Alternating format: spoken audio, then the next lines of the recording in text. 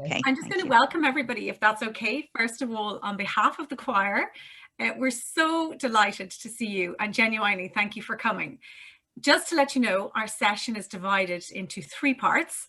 To begin with, we're going to hear from Maria and Connor, who are going to explain to everyone how we moved to being an online community. During part 2, Caoimhe is going to give us all a little ABBA experience. And finally, Ian and Gail are going to host an open forum at the end for questions, comments, feedback. So we'd really encourage you to use the chat function throughout, so Ian and Gail will be able to address that at the end. So in true performance style, let the show begin. Thanks, Elena. My name is Maria, as she has already introduced me. So I'm going to take you through first some of the history of the choir. So I think Connor's in control of the presentation. Okay, so just to give you a little bit of background, the choir was started in 2016. It actually followed a kind of a pop-up event that took place at the first UCD festival, and that was kind of considered to be so successful and such fun that it was decided that a kind of a permanent or semi-permanent choir would be set up. And it was started as an EDI initiative, and also commenced with the support of Professor Joe Carthy, the College Principal of Science, who has been a strong advocate and supporter of the choir ever since. At the start, the numbers were kind of smallish, I suppose, but over time it has developed and expanded. And so at the moment, as you can see from the picture there, we have a big group. We have about between 80 and 100 core members. And then we have about 50, I won't call them hangers on, I'll call them people who are able to drop in and out, I suppose, as their schedule allows. And they're obviously also very welcome, and it's great to have such a large group. We have our choir director with us today, Caoimhe O'Neill, and Caoimhe is really just such a strong addition to the choir, an important part of the choir, because she brings with her years of experience as a music teacher and working with different groups, both adults and children. She's a very strong choir enthusiast. And I suppose what she brings, as well as the experience, is that level of enthusiasm and sense of fun, which I think everybody in the choir really enjoys. So we're very, very lucky, I think, to have her. When we're on campus, we meet on a weekly basis. So we practice every Tuesday on the fourth floor of the science building. That's another thing that we get from Joe, I suppose, is the ability to use that space, which is fantastic. And one of the things I think that's great about the choir from my point of view, and I think others as well, is the mix of people. So it really is a cross-section of the university community. You've got people from all of the different colleges and units.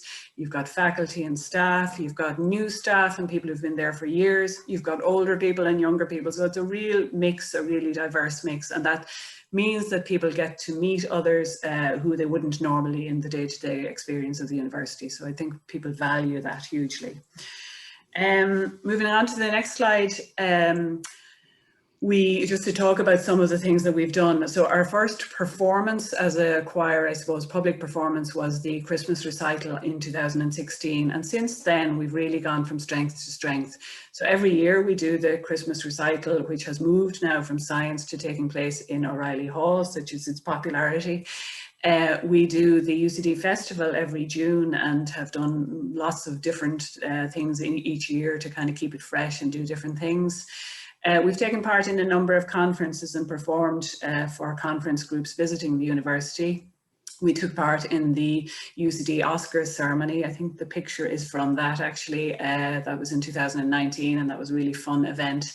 And one other to point out is the annual Choirs for Cancer event, which is kind of a little bit different in that it brings together choirs from all over the country, and just a really, really nice feel-good event, I suppose, for supporting people who have cancer. So it's just another thing that we've become involved in. I suppose the other thing to point out is that the choir has been recognised by the university as being an important contributor to the community, and that was recognised specifically via the Values in Action Award, which we were awarded in 2019, and of course everybody very delighted about that. So just to bring us kind of right up to the beginning of last year, we were, I suppose, thinking, because of all the events that we had done, that we might do a full-length concert, and we were planning a concert for Special Olympics, which was going to be songs from the movies. Unfortunately, a pandemic came along. God knows why. How could this happen? So we were stymied in our running of that concert. And I suppose I'm going to hand over now to Connor so that he can take us through the last year. Thanks, Maria. So as you can imagine, you know, all of the preparation for the concert had been our preoccupation for months and months, and we were all incredibly disappointed when we were all told, nope, it can't happen. And, you know, we still had the momentum going from that. And as a group, we're a very cohesive group, very welcoming group. And given the stress of changing all of our lives to being at home and from work to working at home and not having that connection anymore, it was felt that was there a way to continue our choir in any way possible online in a way that we could still continue to meet and still continue to sing. And so the decision was made that we would switch over to Zoom. And Caoimhe was absolutely fantastic in figuring out how we could manage this and run this. And, you know, the first one or two were a little bit dodgy, we have to say, you know, people keeping their mics on while they were singing. So we had overlapping voices, but we eventually learned how to do it all well. And then, so we, you know, in the lockdown period, the first lockdown period, we had that 3-month period where we did 27 rehearsals over that 3 months, keeping our singing going at home, annoying our families, but also staying connected as a community for UCD. And it was fantastic to see each other, because there would always be the banter as well to see how was everybody doing, and, you know, how are we coping with our changing work, and were our students okay? And, you know, it was a really great way to stay connected and see friendly faces on a weekly basis. And in that time, we managed to have those 27 rehearsals, a grand total of, you know, over 1,200 individual participations, with 63 being our best day. And, you know, in 1 week we had 114. And because of that, you know, switch over very rapidly, but also quite successfully, we applied for and we got one of the UCD Agile Smart Cards. You know, particularly we'd like to stress the benefit of fun and collegiality and community spirit and keeping our community going. So then we decided, you know, we were hoping that we would get to September, and we knew the pandemic was going to have an impact on how we were all going to be operating in UCD in September. But over the summer, we did a huge amount of work. We surveyed our whole choir to find out what their hopes were and what their fears were in terms of how we could get back together and sing together. Because we have people of all ages in our choir, and we wanted to make sure that everybody was safe to do something that we all enjoy and we want to see each other. We liaised extensively with Sing Ireland, and we decided that we would go with a blended format to start in September, where we would have the choir divided into pods. And we would supplement that with Zoom. So over the course of each week, we would have 1 pod per week. So it was on a cyclical basis where people would stay in their singing pod, and each week those individual pods would meet. But also then we would have Zoom as well to supplement for the people who weren't in the pod that particular week. And we conducted a full health and safety risk assessment. Myself and Ian conducted that. And as you can see, we designed the layout for the top floor, and we actually had it set up ready to go, ready for September, when unfortunately we had to, on September the 18th, Dublin went from level 3 up to level 4, and we had to go back and rely on our Zoom. But because of that, our Zoom has gone from strength to strength, and we do 2 rehearsals a week. And our numbers have actually grown. We've had people join the choir in that time. And I'd encourage you all to go to our poster for Work Smarter Together to see the actual stats for all the songs we have sung, how many rehearsals we've had in the whole time, right up until pretty much just about a week or so ago. So next, what we're going to do, we're moving on to the second part of this, and we want to give everybody who's joining in today the experience of what it's like to be on one of our Zoom sessions. So I'm going to ask you all, if you can, put your camera on, but most importantly, please put your mic on mute. Otherwise, we will all hear each other. Please close your door so you don't deafen your family, and make sure you take a big breath, loosen those shoulders, because now you're going to sing along with us. So I'm going to hand over to Caoimhe now. Hi everybody, welcome to a mini choir session. This may not be what you were expecting when you came to a presentation today, but I guarantee you it will be fun and you will not have to do anything weird. We are not in that business. We're a very casual choir. So what we're going to walk through now is basically a quick version of what we do at all of our choir sessions. So we always start with a very quick physical warm-up because everyone has been at their desk for a long time. We're all feeling stressed. We need a little something to get rid of that tension. So we start with a neck roll. So you can just follow me and follow my instructions. I'll also say what we're going to be doing. So you just look down towards the ground. Then very slowly bring your head around, look over your right shoulder, move your head around so you're looking up at the ceiling. Then you're looking over your left shoulder and you're looking down at the ground again, nice and slowly. And let's just do the reverse of that. So down to the ground, looking over your left shoulder, looking up at the ceiling, nice and slow, not too fast, over your right shoulder and back down to the ground. Fantastic. As I always say to the choir, there's probably a lot of creaking going on when you go through these, but it's good. It's in a good way. So next we're going to do some shoulder rolls. So just roll your two shoulders together backwards and make the biggest possible circles you can make with your shoulders. And again, you'll hopefully feel an awful lot of tension reduction, and it will feel like a really, really nice thing to do. And now just roll the shoulders forward. Same thing. Yes, Trace, lots of tension always held in the shoulders, especially if you're typing or on a screen. So this is a great exercise, even if you're not going to sing. And then the last physical thing we're going to do is we're just going to shake out our hands. So you won't be able to see my hands when I put them up, but our hands are going to be up in the air and you're just going to shake them down. So all the way up and just shake your hands. Lovely, all the way down. And let's just do that one more time. Just shake, shake, shake, get rid of all the tension. Lovely, fantastic. Okay, that's all the physical stuff that you have to do. Next, we're going to do some breathing. And again, this is another reason why choir is so good for mental health and physical health. There's a lot of breathing involved and it does just slow your breathing down and help to relax you. So what we're going to just do is you breathe in through your nose and then out through your mouth, both for 4 counts, which I'll do. And then we're going to move on and breathe out for 6 and for 8. But each time you just breathe in for 4. So try that with me. Breathing in, 2, 3, 4, and out. 2, 3, 4, and in. 2, 3, 4, and out. 2, 3, 4, 5, 6, and in. 2, 3, 4, and out. 2, 3, lovely. Keep on going. 7, 8, fantastic. So it's just to be conscious of your breathing and slow it down that little bit.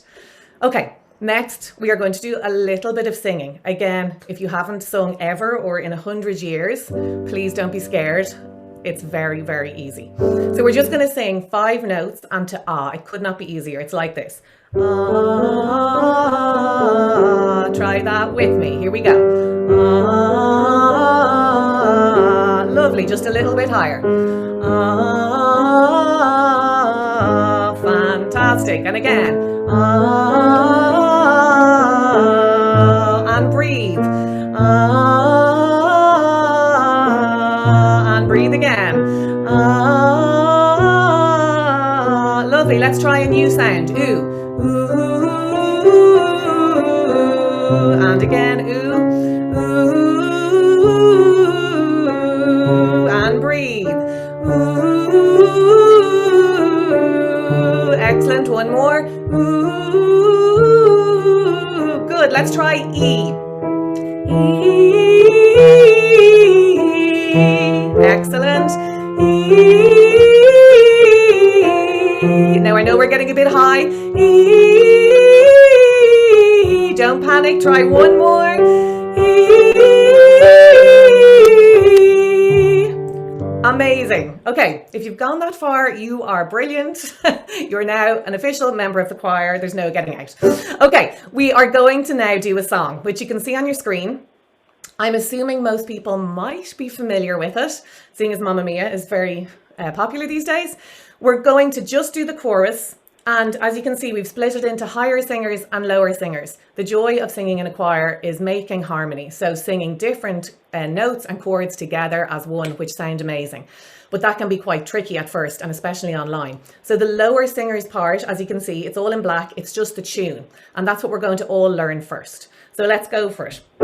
Now I'll go through it pretty quickly, assuming everyone vaguely knows the tune, but I'll sing a line and then you sing a line. So here we go. The first line is, so I say thank you for the music, the songs I'm singing. Amazing. Go do that one more time with me. 3, 4, and 1. So I say thank you for the music, the songs I'm singing. Keep on going.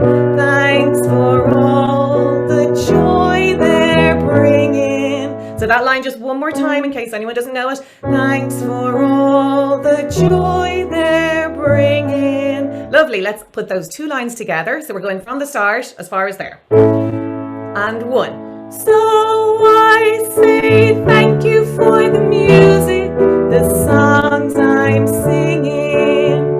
Thanks for all the joy they're bringing. Keep on going. Who can live without it? I ask in all honesty. What would life be? Okay, I'm going to just break in there to just make sure we know that little section. So who can live without it? Ready, and who can live without it? I ask in all honesty. What would life be? And keep going. Without a song or a dance, what are we? So I say thank you for the music, for giving it to me. I hope you are enjoying singing at your desk or in your front room or your kitchen or wherever you are. Probably the neighbours and everyone in your house is now wondering what is going on. Let's try that one more time. And then what we're going to add in is just a little bit of the harmony. So what's marked in red on the sheet there. But we'll do it one more time, the tune all the way through, and then we're going to try with a little bit of harmony. Okay, so just one more time. Ready, and 1. So I say thank you for the music, the songs I'm singing. Thanks for all the joy they're bringing. Who can live without it? I ask in all honesty. What would life be without a song or a dance? What are we? So I say thank you for the music, for giving it to me. Brilliant. Okay, you're doing fantastically. So we've got just 2 minutes left of singing. Don't worry, you don't have to sing for the next 20 minutes, 2 minutes. We're going to try doing a little bit of harmony. So with the harmony, obviously, it's just a different set of notes than you've been singing. And we're going to just try the ones that are in red. So we've done the songs I'm singing, and now you're going to try doing an ooh. It goes for higher parts. Ooh, ooh, joy they're bringing. So it's only 2 notes.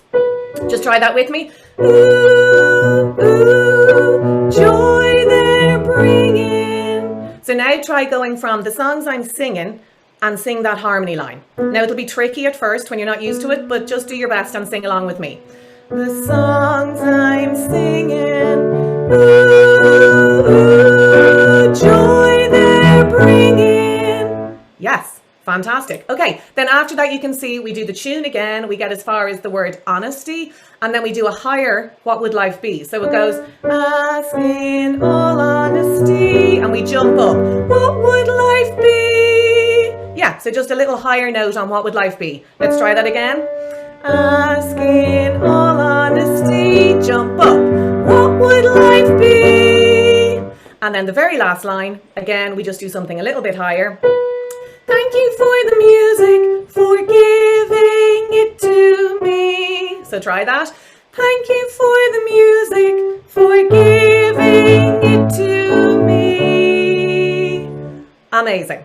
So now what I'm going to do is I'm going to sing one time through that higher singer's part, and I want you to try and sing it with me. And then I have a version of the song which has some members of our choir singing for you, so you can get the real experience of singing those notes along with a group of singers. So one more time, let's try the higher singers line. See if you can hit those high notes. And then we'll do one more time with both parts in. Okay, you ready? Give it your best shot. So I say thank you for the music, the songs I'm singing. Ooh, joy they're bringing. Who can live without it? I ask in all honesty. What would life be without a song or dance? What are we? So I say thank you for the music, for giving it to me. So that is the higher part. So if you're going to be really ambitious, you're going to try and sing that part. And if you would like to just sing the tune and give it your best karaoke shot, that is now what we're going to do. So shake out those hands and shoulders again. Get ready to give it loads. Here we go. So I say thank you for the music, the songs I'm singing. Ooh, joy they're bringing. Who can live without it? I ask in all honesty. What would life be without a song or dance? What are we? So I say thank you for the music, for giving it to me.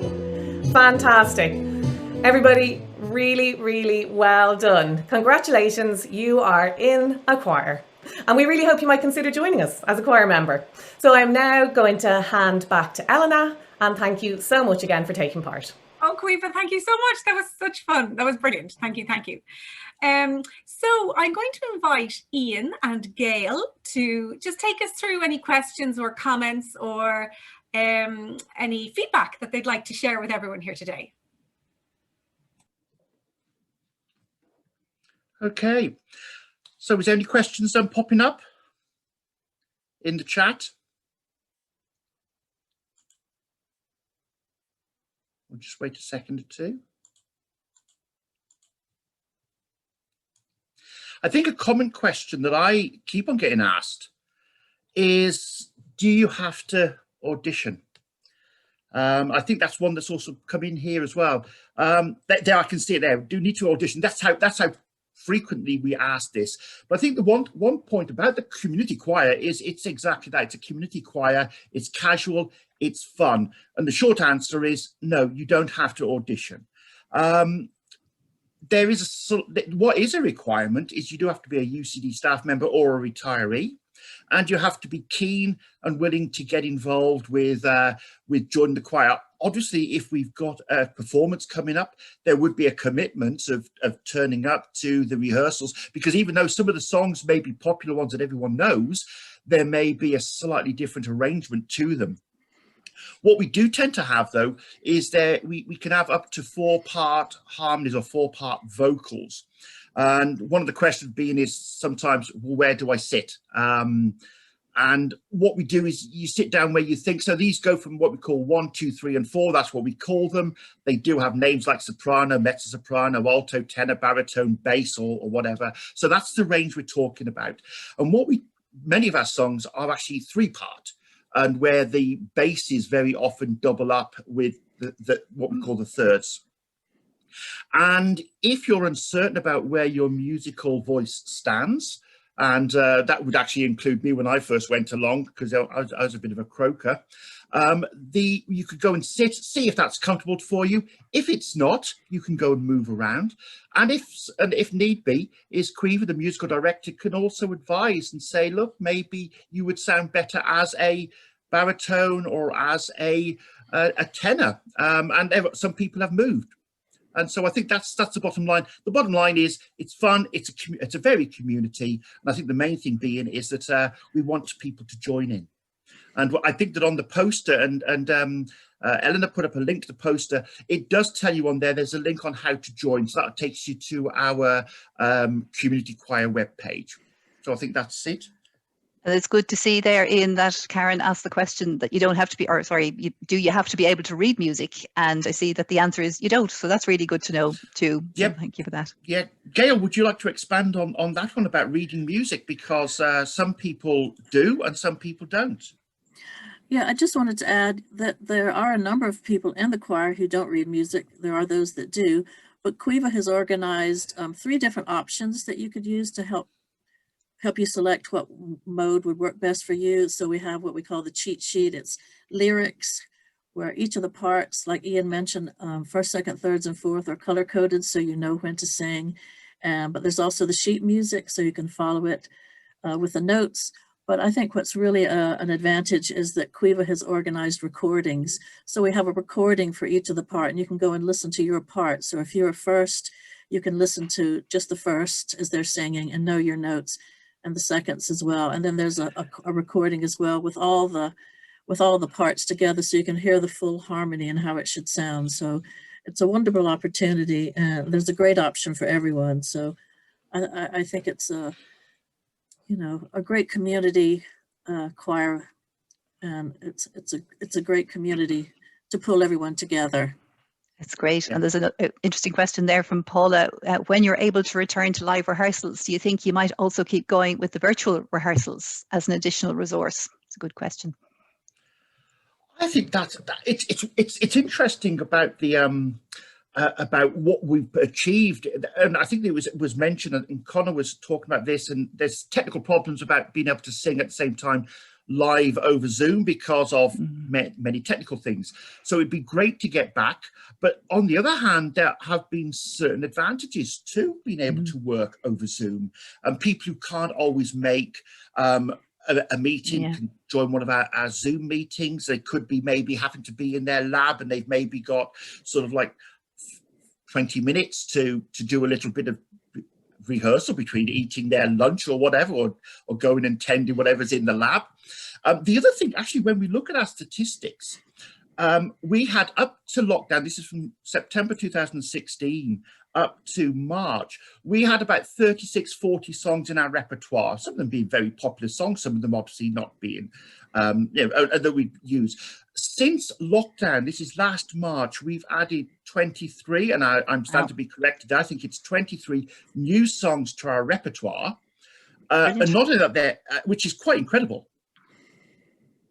That's brilliant, yeah, fantastic. So yes, I think there's a possibility there. And when we was doing the return to work plan within the pandemic, we were looking at a blended ways of getting back to rehearsal. That would be people who would only want to be on Zoom, and people who would work on a pod in teams, actually in person as well. Great. Thank you. Can I address Maria? Can I address Maria's question? She said you have to, by allowing people to choose which section, does it ever result in an imbalance? I think because our numbers are so big, that really hasn't been an issue, because we have, we pretty have enough people in each section that that hasn't been an issue, because we probably have between 20 and 30 in each section.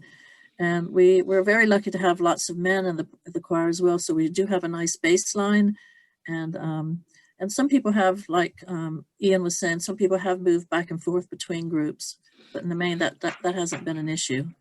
Yeah, actually, what's interesting there, just putting up on what Gail was saying, because I suppose there could be an assumption that maybe the bases, that's what we call the fourths, are all men, and the reality is that's not the case. We do have some key and very regular sort of women who come along, and that's actually it's very handy to me, because some of the people I work with, I'm used to recognizing their voice, and I may tag into their accent such that I can pitch myself, which probably singing at home here, I'd probably sound like a bag of cats, but certainly that does hand. So even within the groups, the first, the seconds, the thirds, and the fourths, there is a diversity of people. Super, Ian and Gail, thank you so much. That's so helpful, and I hope it's helped everybody who's here with us today. So it's just coming to lunchtime.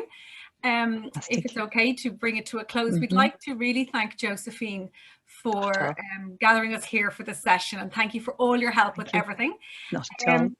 All the committee are available if anyone has any questions or comments on Google Currents or at any other time. We'd be delighted to help you, and thanks for joining us.